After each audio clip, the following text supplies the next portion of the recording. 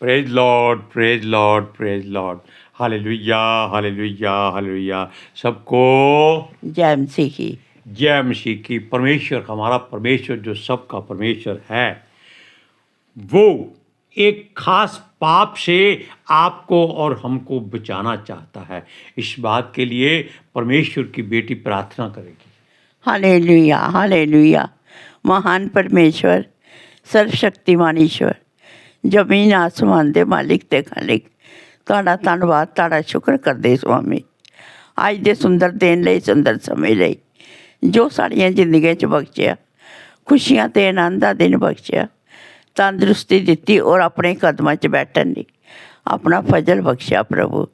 ਇਹ ਤੁਹਾਡੀ ਦਇਆ, ਤੁਹਾਡੀ ਕਿਰਪਾ ਮੇਰੇ ਪਿਤਾ ਪਰਮੇਸ਼ਰ, ਔਰ ਤੁਹਾਡੀ ਬੇਟੀ ਹਿਰਦੇ ਤੋਂ ਤੁਹਾਡਾ ਧੰਨਵਾਦ, ਤੁਹਾਡਾ ਸ਼ੁਕਰ ਕਰਦੀ ਹਾਂ ਸੁਆਮੀ, ਜੋ ਸੇਵਾ ਬਖਸ਼ੀ ਪ੍ਰਭੂ। ਹਰ ਰੋਜ਼ ਵਚਨ ਦਿੰਦੇ ਆ, ਪ੍ਰਚਾਰ ਕਰਨਾ, ਉਸ ਲਈ ਵੀ ਤੁਹਾਡਾ ਧੰਨਵਾਦ, ਤੁਹਾਡਾ ਸ਼ੁਕਰ ਕਰਦੀ ਹਾਂ ਔਰ ਬੇਨਤੀ ਕਰਦੀ ਪਿਤਾ ਜੀ, ਹੁਣ ਤੁਸੀਂ ਆਪਣੇ ਵਚਨ ਦੇ ਅਨੁਸਾਰ ਸਾਡੇ ਵਿਚਕਾਰ ਆਓ ਔਰ ਵਚਨ ਪੜ੍ਹਨ 'ਚ, ਪ੍ਰਾਰਥਨਾ ਕਰਨ 'ਚ, ਔਰ ਪਿਤਾ ਜੀ ਪ੍ਰਚਾਰ ਕਰਨ 'ਚ ਸਾਡੀ ਮਦਦ ਕਰੋ ਪਿਤਾ ਜੀ। ਸਾਡਾ ਮੂੰਹ ਬਣ ਕੇ ਬੋਲੋ ਮੇਰੇ ਪਿਤਾ ਜੀ, ਤੁਹਾਡਾ ਪਿੱਤਰ ਆਤਮਾ ਸਾਡੀ ਅਗਵਾਈ ਕਰੇ ਮੇਰੇ ਪਿਤਾ। ਜਦ ਅਸੀਂ ਬੋਲੀਏ, ਅਸੀਂ ਨਾ ਬੋਲੀਏ, ਤੁਹਾਡਾ ਪਿੱਤਰ ਆਤਮਾ ਸਾਡਾ ਮੂੰਹ ਬਣ ਕੇ ਬੋਲੇ, ਤਾਂ ਕਿ ਤੁਹਾਡਾ ਦਿੱਤਾ ਵਚਨ ਦੁਨੀਆ ਦੀ ਸ਼ੋਰ ਤੱਕ ਪਹੁੰਚੇ, ਲੋਕ ਸੁਣਨ ਔਰ ਸੱਚਾਈ ਨੂੰ ਜਾਣਨ। ਤੁਹਾਡਾ ਧੰਨਵਾਦ, ਤੁਹਾਡਾ ਸ਼ੁਕਰ ਕਰਦੇ ਹਾਂ ਪ੍ਰਾਰਥਨਾ ਸੁਣਨ ਲਈ। ਪ੍ਰਾਰਥਨਾ ਪ੍ਰਭੂ ਯੀਸ਼ੂ ਦੇ ਸਮਰਥੀ ਤੇ ਪਵਿੱਤਰ ਨਾਮ ਵਿੱਚ ਮੰਗਦੇ ਹਾਂ, आमीन। आमीन। Praise Lord. आज हम अकेले आपके सामने बैठे हैं क्योंकि सर्दी बहुत है, यहाँ -डिग्री ठंड है हमारे लिए। इसलिए वो आपकी यानी कि परमेश्वर की बेटी बिस्तर में छुपी हुई है। इसलिए फिर भी हम आपका धन्यवाद करते हैं कि आपने इस परमेश्वर के सेवक को इस काम के लिए चुना है, और पिता परमेश्वर यहोवा का धन्यवाद करते हैं कि वो हमारे मुख से आप बोलता है। इसलिए इन वचनों को सुनिए, आशीष पाइए, और जिस पाप के बारे में हम बताने जा रहे हैं वह आप उससे अपने आप को बचाने की हर संभव कोशिश कीजिए। हालेलुया। एक तो पाप है जिसको आप व्यभिचार कहते हैं, क्योंकि ये व्यभिचार आँखों से, होठों से और कानों से और शरीर के छोर से हो जाता है। इसलिए आप इससे परहेज कर सकते हैं, बहुत बुरी तरह से आप इसको डांट सकते हैं और ये आपके पास से दूर हो जाता है। लेकिन जिस गुनाह पाप से परमेश्वर बचाना चाहता है वो एक अलग है, जानते आप हैं, सब जानते हैं, लेकिन उस बात से हम इनकार नहीं कर सकते, क्योंकि वो बिन देखे, बिन सोचे, बिन मांगे हमारे सामने आ जाता है और हमसे वो पाप करवा देता है। इसलिए हम चाहते हैं कि पिता परमेश्वर यहोवा जिस पाप से हमको बचाना चाहता है, उस पाप को आप अपने से, हृदय से दूर कीजिए। हालेलुया। क्योंकि वो उस पाप से घृणा करता है, नफरत करता है, और इस बात की मुनादी के लिए उसने अपने सेवकों, दासों, नबियों, संतों और पवित्र शास्त्र में वचनों को आपके लिए इस्तेमाल किया है ताकि आप उस पाप से बच जाएं। और वो पाप है मूर्ति पूजा का। और मूर्ति पूजा केवल यही नहीं कि सामने पत्थर की मूर्ति पड़ी है उसकी पूजा करना, नहीं, वो मूर्ति पूजा एक दिखावा है, आँखों का दिखावा है। लेकिन असल में मूर्ति पूजा क्या होती है?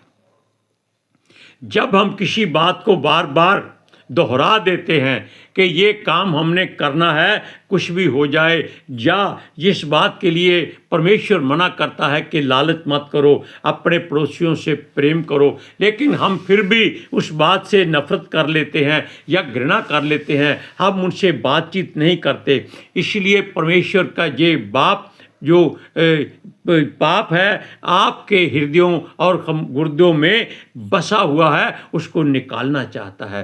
परमेश्वर चाहता है कि आप इससे बच कर रहें, और उसने अपनी 10 आज्ञाओं में दूसरे नंबर पर यह खास तौर पर लिखा हुआ है कि तू अपने लिए कोई मूर्ति खोद कर ना बनाना। यह मूर्ति केवल मिट्टी, सोने, चांदी, लकड़ी की नहीं है, ये हमारे हृदय में भी पैदा हो जाती है।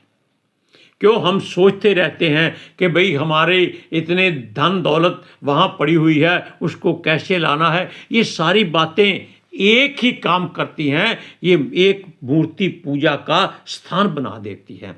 हम अपने घरों को संवारते रहते हैं, निखारते रहते हैं, जबकि अपने दिलों में हम बुराई भर के बैठे हुए हैं। ये एक मूर्ति पूजा है। हम क्या करते हैं, इस बात से हम अनभिज्ञ हो जाते हैं कि हम जो पाप, गुनाह, गलती अचानक कर चुके हैं वो परमेश्वर को पसंद नहीं, इसलिए उस पर हम क्षमा मांगें और उससे दूर रहने की कोशिश करें, क्योंकि परमेश्वर हर बात में चेतावनी देता है कि इस बात से परहेज करो, इस बात से दूर रहो, इस बात से नफरत करो।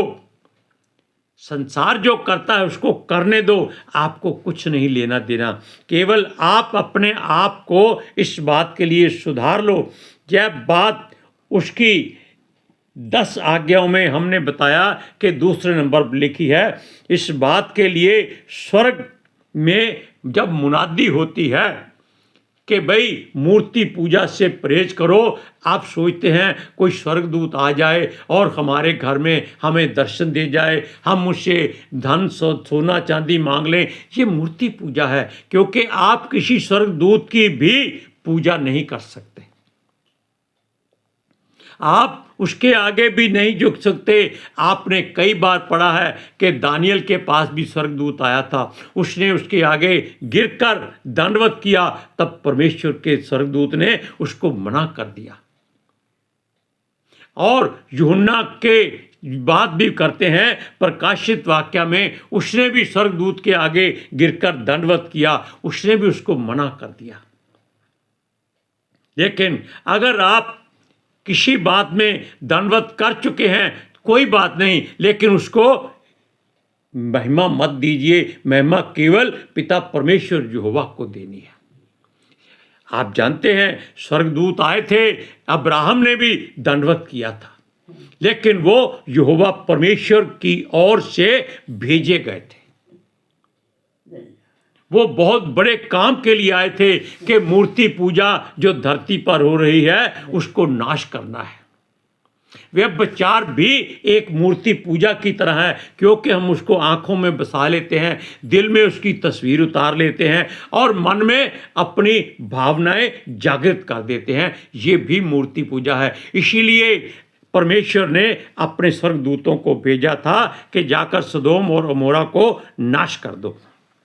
सुनिए, संसार की बातों को परमेश्वर की बातें मत बनाइए, क्योंकि परमेश्वर ने अपने दासों के द्वारा आपको सारी सच्चाई बता दी है। अब शाऊल, जो परमेश्वर का चुना हुआ दास, जिसको यीशु मसीह ने शाऊल का नाम दिया था, उसका नाम पौलुस था, वो अपने साथियों, मित्रों या अपने साथ में जो उसके चेले या दोस्त मित्र थे, उसके साथ प्रार्थना करने वाले साथी थे या कैद में थे, सबके लिए एक दुआ करता है कि आप सब लोग इस बात से सख्त नफरत करें, परहेज करें। हम आपको एक वचन पढ़कर सुनाते हैं, प्रेरितों की पुस्तक उसका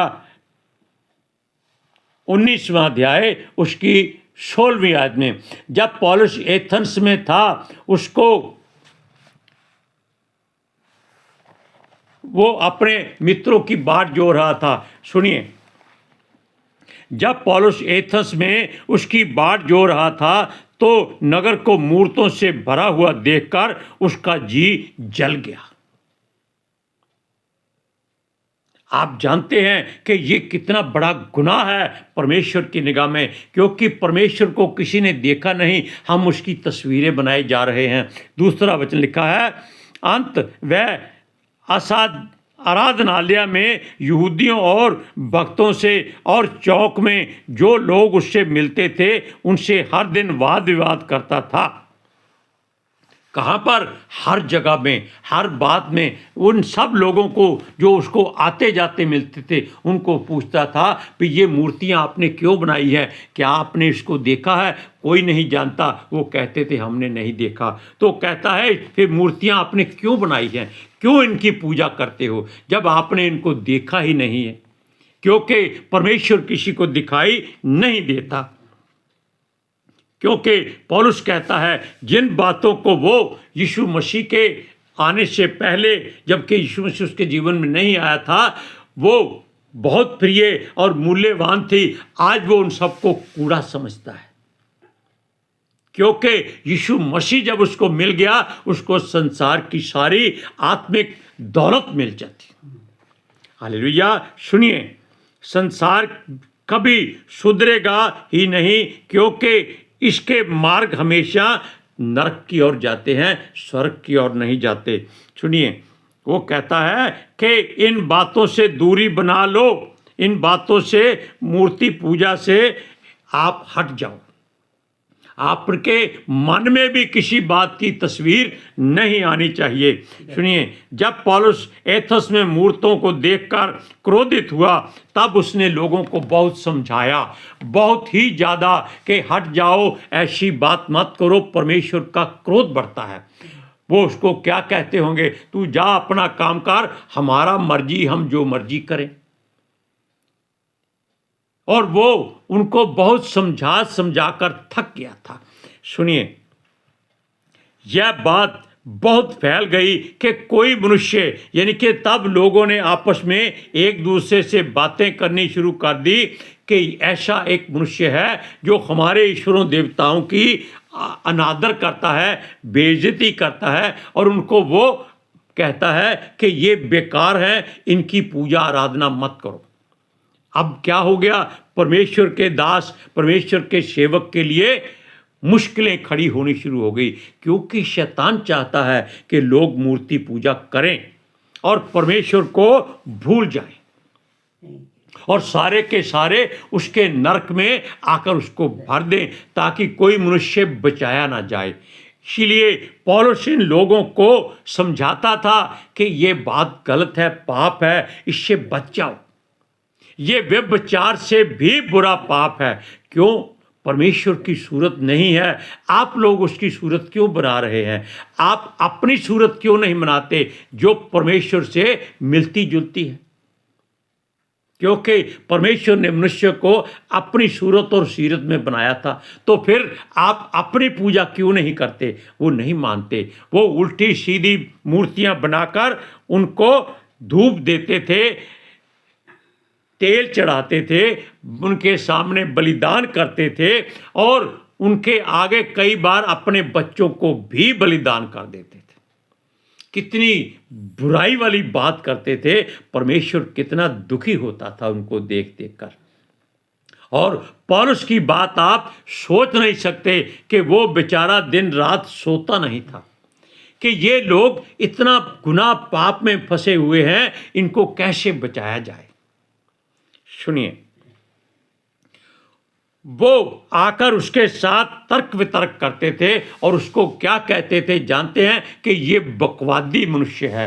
बकवादी मतलब उनके विरोध में बातें करने वाला और बकवास करने वाला इंसान है, जबकि वो परमेश्वर की ओर से चुना हुआ, एक ठहराया हुआ, यीशु मसीह का प्रेरित कहलाया हुआ वो मनुष्य था, जिसको प्रभु यीशु मसीह ने खुद स्वर्ग से नीचे उतरकर रोककर उसकी शारीरिक आंखें बंद करके आत्मिक आंखें हनन्याह के द्वारा खुलवाई थी। और वो यीशु मसीह के आने के बाद इस सारे संसार की धन दौलत, ऐश्वर्य, खूबसूरती, सबको वो कूड़ा समझने लगा था। पहले वो यीशु मसीह की बातों को कूड़ा समझता था, लेकिन जब सच्चाई मालूम हुई तो उसको मालूम हो गया कि यीशु मसीह ही परमेश्वर है। इसलिए सुनिए, लोग उसके साथ बहुत बहस करते और किसी बात में उसके बारे में बातें करते, ये किसी और धर्म की बातें करता है। यानी कि धर्म परमेश्वर ने नहीं बनाया, लेकिन लोग उसको पैदा कर देते हैं। ये कोई नया मत सिखाता है जिसमें ये कहता है कि कोई यीशु मसीह जो परमेश्वर का पुत्र था वो आया, हमारे लिए मारा गया, जी उठा और अब ये चाहता है कि हम लोग भी उसकी तरह मर जाएं और फिर जी उठे। ये कैसे हो सकता है? ये लोगों के मन में बड़ी बड़ी उलझनें पैदा हो गई और वहाँ के पूर्णिये और प्रधान और अधिकारी सारे इकट्ठे हो गए। भाई इस मनुष्य को जो हमारे प्रार्थना घरों में आकर ऐसी बातें करता है, हमारी हर बात में बुराई ढूंढता है, ये कौन है? क्यों आया है हमारे नगर में?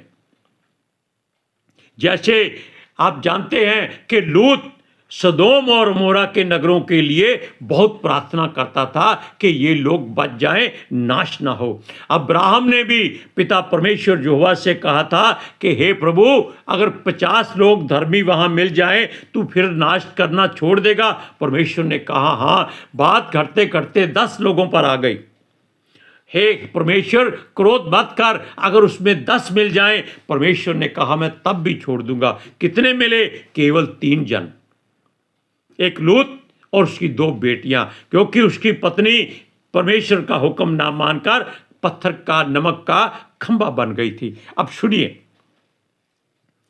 वो कहते थे कि हमको बता कि यीशु कौन था, क्या काम था, उसका धर्म क्या था, वो क्या करता था, वो क्यों धरती पर आया था। वो ऐसी बातें उसके साथ करते थे ताकि मालूम हो जाए कि ये मनुष्य किस बात का चर्चा करता है। हम आपको पढ़ाते हैं, सुनिए वचन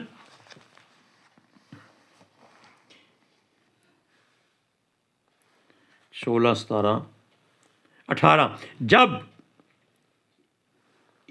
इप्पीकुरी और स्तोइकी दार्शनिकों में से कुछ उसके तर्क वितर्क करने लगे और कुछ ने कहा यह बकवादी क्या कहना चाहता है, परंतु दूसरों ने कहा कि यह अन्य देवताओं का प्रचारक मालूम पड़ता है, क्योंकि यह यीशु का और उसके पुनरुत्थान का सुसमाचार सुनाता था। हालेलुया। अब देखिए, आप इस बात को नोट कीजिए कि वो लोग कहाँ तक पहुँच गए थे और क्या कहना चाहते थे। सुनिए, वो कहता था कि ये कहानियाँ तुम हमको सुनाते हो, इसका हमारे साथ क्या ताल्लुकात है? हमको तू क्यों ये बातें बताता है? हमारे जीवन में क्यों उथल पुथल करता है? क्यों? वो कहते थे हम शांति से रह रहे हैं, हम मूर्ति पूजा करते हैं, ये हमारे भगवान हैं, हमारे प्रभु हैं, तुम्हें इसमें क्या लेना देना है? वो उनको समझाता था कि ये आपके हाथों की कारीगरी है, ये कोई परमेश्वर नहीं है। परमेश्वर कौन था? यीशु मसीह था, जो धरती पर हमारे लिए आया और हमारे लिए कुर्बान हुआ और फिर पिता परमेश्वर ने उसको आत्मा में 3 दिन 3 रात के बाद जीवित कर दिया। अब सुनिए, पौलुस को कभी कहीं वो ले जाते और असली बात क्या है ये जान लेने के लिए उसके पीछे वो पड़े रहते थे कि आप क्या बोलते हो, क्यों प्रचार करते हो, ऐसी बातों की हमें क्या ज़रूरत है। हम मगर वो उनके हाथों में कठपुतली बनने की जगह नहीं बना था, इसलिए वो उनको केवल समझाता था कि इस बात से बाज आ जाओ। हम आपको वचन पढ़ाते हैं, प्रेरितों की पुस्तक 17वां अध्याय उसकी 19 और 20वीं आयत में क्या लिखा है, सुनिए। तब वे उसे अपने साथ अर्क पुरुष, नाम नहीं पढ़े जाते, पर ले गए और पूछा क्या हम जान सकते हैं कि ये नया मत जो तू सुनाता है क्या है, क्योंकि तू अनोखी बातें हमें सुनाता है, इसलिए हम जानना चाहते हैं कि इसका अर्थ क्या है। यानी कि वो इतने अपने बातों में उलझे हुए थे कि उनको कुछ समझ नहीं आता था कि पौलुस की बातों को कैसे समझे। इसलिए परमेश्वर का वचन कहता है कि आप उनकी उलझन में मत आइए। अगर वो नहीं मानते तो छोड़ दीजिए, केवल दुआ कीजिए कि ये लोग बचाए जाएं। परमेश्वर की मर्जी है उनको बचाए या ना बचाए। आप भी अपने मन में किसी के तस्वीर बनाने की कोशिश मत करें, वो मूर्ति पूजा गिनी जाती है और परमेश्वर उससे घृणा करता है। हालेलुया। आज के सुसमाचार के लिए परमेश्वर की बेटी प्रार्थना करेगी। Hallelujah. Thank you Jesus, thank you Lord, thank you ਪਵਿੱਤਰ ਆਤਮਾ ਜੀ, ਤੁਹਾਡਾ ਧੰਨਵਾਦ, ਤੁਹਾਡਾ ਸ਼ੁਕਰ ਕਰਦੇ ਸੁਆਮੀ, ਸਾਡੇ ਵਿਚਕਾਰ ਆਉਣ ਲਈ, ਵਚਨ ਪੜ੍ਹਨੇ 'ਚ, ਪ੍ਰਚਾਰ ਕਰਨੇ 'ਚ, ਸਾਡਾ ਮੂੰਹ ਬਣ ਕੇ ਬੋਲਣ ਲਈ। ਪਿਤਾ ਜੀ ਤੁਹਾਡਾ ਧੰਨਵਾਦ, ਤੁਹਾਡਾ ਸ਼ੁਕਰ ਕਰਦੇ ਹਾਂ। ਸੱਚਮੁੱਚ ਖੁਦਾ ਤੁਹਾਡਾ ਦਿੱਤਾ ਵਚਨ ਤੁਹਾਡੀ ਇੱਛਾ ਦੇ ਮੁਤਾਬਿਕ ਮੇਰੇ ਪਿਤਾ ਪਰਮੇਸ਼ਵਰ ਦੁਨੀਆ ਦੀ ਸ਼ੋਰ ਤੱਕ ਪਹੁੰਚੇ, ਲੋਕ ਸੁਣਨ ਔਰ ਸੱਚਾਈ ਨੂੰ ਜਾਣਨ ਔਰ ਸੱਚਾਈ ਉਹਨਾਂ ਨੂੰ ਆਜ਼ਾਦ ਕਰੇ। ਪਿਤਾ ਜੀ ਮੈਂ ਤੁਹਾਡਾ ਧੰਨਵਾਦ, ਤੁਹਾਡਾ ਸ਼ੁਕਰ ਕਰਦੀ ਹਾਂ ਸੁਆਮੀ, ਪ੍ਰਾਰਥਨਾ ਸੁਣਨ ਲਈ। ਪ੍ਰਾर्थना प्रभु यीशु ਦੇ ਸਮਰਥੀ ਤੇ ਪਵਿੱਤਰ ਨਾਮ ਵਿੱਚ ਮੰਗਦੀ ਹਾਂ, आमीन। आमीन। Praise Lord. अब आप जान लीजिए कि किसी भी बात की मूर्त मन में बनाना मूर्ति पूजा गिनी जाती है, इसलिए आप इस बात से परहेज कीजिए। परमेश्वर आपको शांति दे, आशीष दे, बरकत दे, आप पर अनुग्रह करे। हालेलुया। Praise Lord. सबको जय मसीह की। जय मसीह की।